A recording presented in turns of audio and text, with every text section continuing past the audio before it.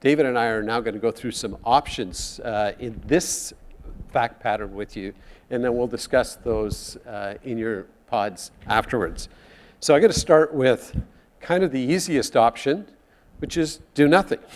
There's no requirement here in this situation to actually do anything, and the parties here may decide this is not the ideal time to finance, to sell, to take on these new business opportunities.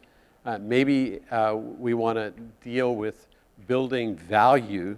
As David had indicated earlier, there's many things that could be done here to actually increase the value of this business. So staying put is really not a bad idea. David, do you want to speak to the second one? Yeah. So the only thing I would say is, when we see this in 80% of our client base right now, where the objective for the company is starting to conflict with the objectives of the owners. So if you look at MWT, and this is very interesting, they've been growing the business and they're hitting an inflection point where in order for it to make a step function change, to grow to the next level, you need investments. And it is exactly the conflict here is the ownership group, not all of them, but most of them, the adversity to risk is much higher than they were 20 years ago, 30 years ago. And it is this dichotomy between risk and what the business needs that is creating a bit of a problem, right? So that's the only thing that we have to think about around the status quo. So the growth opportunities here, we talked about already. And again, it's the mathematics, we can figure out whether they should do it or not. But the only thing that I would say here is, the options that Peter's going to talk about to monetize, to do a private equity deal, et cetera, you can still do those, maybe perhaps after the growth opportunities, right? And again, I would say it's got to be consistent with the corporate objectives. It makes sense for the business, number one, and it's got to line up with the shareholders' timeline. Because if in order for us to realize the value of the growth is 5 years or 6 years, and there is margin of error, because acquisitions and growth is quite elegant in concept, but the execution of it is quite hard. And if it actually delays it for, rather than 6 years, it's actually 8 years, that changed dramatically for the shareholder base. So one opportunity that there's a lot of assets here in this business. And so one possibility is to raise some money through debt. And you can get what's called senior debt, that would be your bank or financial institution, or you could even perhaps pursue some subordinated debt opportunities. And the difference between those two is both in the pricing. Subordinated debt, a lot more expensive, but you will get more money typically in subordinated debt, either through some specialized asset borrowing or by getting an extra turn of cash flow. In other words, the banks will lend, say, usually up to about 3 times cash flow, and subordinated lending you might get up to 4 times. So some blend of debt might work here, though you really should think about, do you have the room to take on debt? Remember, we said this is a cyclical business. So what are you going to do in bad times to service your debt? It's a definite risk. Yeah, and I would say senior debt will be, of course, based on your balance sheet. Subordinated debt will be based on your cash flow. But so you do look at both to kind of see where your opportunities are. And the idea there is to take debt, raise debt, and then take the debt out in terms of some kind of dividend recap, so that you have some cash to the ownership. That will definitely impair growth. It serves the shareholders' objectives, but it may not share may not satisfy the corporate objectives. So that's the dichotomy that we keep flipping around. Yeah, and now we're finding also that senior lenders are increasingly looking at cash flow as the key metric, whereas it used to be that they only looked at assets. So this is the world is changing. One possibility would be, what if we got somebody else in to take out Frank? So Frank wants to leave. He's 20%. Could we get a 20% shareholder in? Well, this takes us into the world of equity and private equity. And private equity is a vast ecosystem. But the kind of private equity that might be interested in a minority investment here might be what we would call a family office. That is an investor who has long-term objectives, who's willing to get the cash flow and grow with the business, and who might, as I said, be willing to consider a minority position. Most private equity, and certainly almost all private equity funds, have a huge bias towards majority control. But whether it was, and David's going to cover private equity in just a second, but even with minority equity, that can be blended together with debt. In fact, often financial investors want to lever on some debt so that they juice their returns somewhat. So this could be a combination thing, some minority equity, some debt, which would allow Olivier to actually take some cash off the table, but still increase his stake because the minority equity might provide for some options for Olivier to grow. So it's an interesting option. One of the ones certainly I would look at very, very seriously here if you wanted to either pursue those growth opportunities or to give Frank his opportunity to get money off the table. And now let's turn to, or do you want to say something about that before we get to private equity? Yeah, so the only thing I would say for minority equity is it's actually becoming more and more common. Maybe 10 years ago, if you do a minority equity deal, there's a minority discount. Today, that does not exist.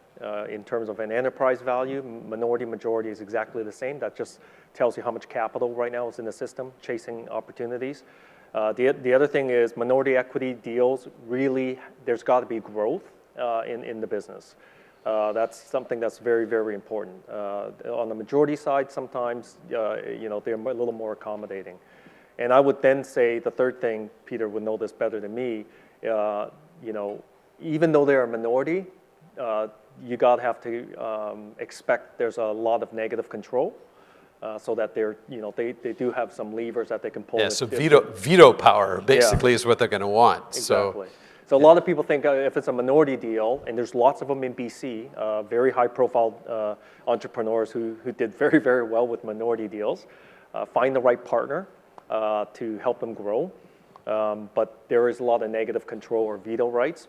And I would say minority equity, same with majority equity, is different than the other options because when you start bringing an equity partner in, then you're not only negotiating a transaction, you're negotiating a relationship, right? And there's a big difference, which partly technically it's in the shareholders agreement, but non-technically, the people that you're going to ultimately select, you have to be able to work with them. There's got to be alignment in terms of philosophy, corporate objectives, and ultimately when you're going to exit. So we can go to the yeah, and just a thought came to mind as well. So you want to be able to get along with your new partner, and preferably you're going to choose a partner that adds some value, brings something to the table that you don't already have, and this would be true also for a majority private equity that David's going to address. Yeah. So everyone's probably have heard, the whole the phenomenon of private equity. And it continues to build. There is just way too much capital in the system, looking to find a home. Private company investment is what they call an alternative investment, rather versus the public stocks and real estate. And all the institutional investors are putting more and more money into the space. I would say that for private equity for NWT, it actually is a very, very viable option for them. When we looked at the facts of the case, the private equity, minority or majority, actually can satisfy the three shareholders' objectives. So Frank can be taken out. Olivier could have a little bit of money take some money off the table to fund his personal, and with it's a majority shareholder. Janet. So Janet could take out most, but not necessarily all of her capital. You were at dinner with Janet last week, and You don't remember her name? Yeah, sure. So the really interesting thing about private equity in today's marketplace is, like Peter said, number one, they bring a lot of sector expertise to the table. So in the U.S. alone, for example, you would probably have 400 private equity firms that only do transportation logistics business. So they'll come in. They will help you with the financial aspect of the shareholders, but they will also say, hey, MWT, I'll tell you exactly how to get into California. I'll tell you exactly how to get into Eastern US. And we've already done this before where we had a logistics business where we incubated the technology within that firm, and we actually flipped it out and sold it. So that's the value add that Peter was talking about, right? And the flexibility, not only from the value add side, but really in how they structure a deal to satisfy the three different shareholders. And there is a big but, though, with private equity, and that is if it's a private equity fund, most funds are looking to buy and then resell this business. So your time horizon, anywhere from 3 to 7 years is what they would target, most funds. So keep this in mind. If you want, for Olivier, this might be a good alternative, but he may have a short runway. If he wants to be in this business another 15, 20 years, the fact that this fund wants to exit in 3 to 7 years might mean, all depending on who they exit to, he might be losing his job. So something to keep in mind. There are some alternative financing. We're not going to get into these in any depth, but there are some interesting new beasts coming onto the capital scene. I picked 3 here. These are royalty funds. So basically, instead of lending you money or instead of taking a piece of you, they buy a stream of cash flow from you and pay you a pretty hefty multiple of that stream of cash flow. That can work for some businesses. Diversified and Alaris are like that. Founders is a funky kind of private equity group that tries to incentivize you to grow the business and ultimately take them back out. So all wish to say there's a lot of creativity going on in the capital markets, and it's good to know about what the alternatives are. So diversified would be, just as a point of reference, they invested in Mr. Lube, right? So a company that we all know. Alaris, we recently did a deal with them with Amber Financial. So Alpine Credit, you hear on the radio all the time. We explored options for that for the owners there, and ultimately we went to the royalty fund structure. And the other source of capital now that is emerging, actually it's always been there, but they're coming up to the forefront, is the ultra high net worth family offices that kind of Peter talked about. They're a very interesting group because they don't need to sell in 5 years. So they would, for Olivier, that may actually be a good option where they can buy out whomever they need to buy out, and they will just hold. And because they are family, so this is the McCain family, the Irving family, all these big families in Canada and the U.S. They start setting up private equity divisions to make investments in private company, and their hold period and their philosophies is quite different, and they're coming up as a really viable potential buyers for a lot of the companies that are in the market. Thanks. So now, is this you that are getting the keys here? No. Yeah. It looks like a Mercedes set of okay. keys. Our clock is 0. So, of course, so Peter talked about status quo. You can actually do a dividend recap using debt, senior debt, subordinated debt. You can look at minority equity. You can look at majority equity. You can even look at kind of royalty fund structures or a partnership with a family office. The last but not least, obvious monetization or option that as an owner you may have, and for MWT would be the full sale of the business to a strategic, right?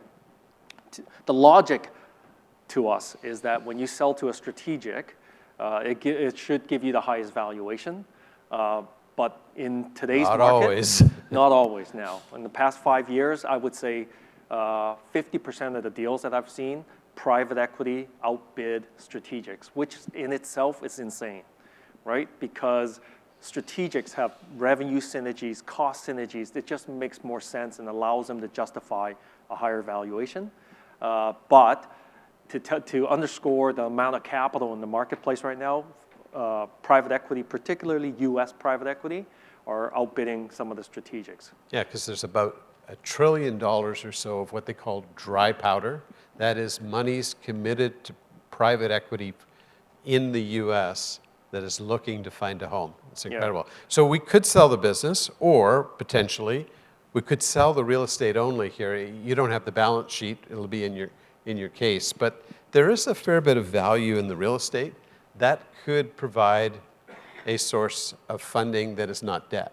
A last thing I just mentioned, this is not really a solution here, but another thing to think about in this mix of things is employee ownership can be a source of capital and also can be a way of changing the culture of your business to a more entrepreneurial culture. So just want to throw that in as something we always look at as a possibility at any stage of a business's life and growth.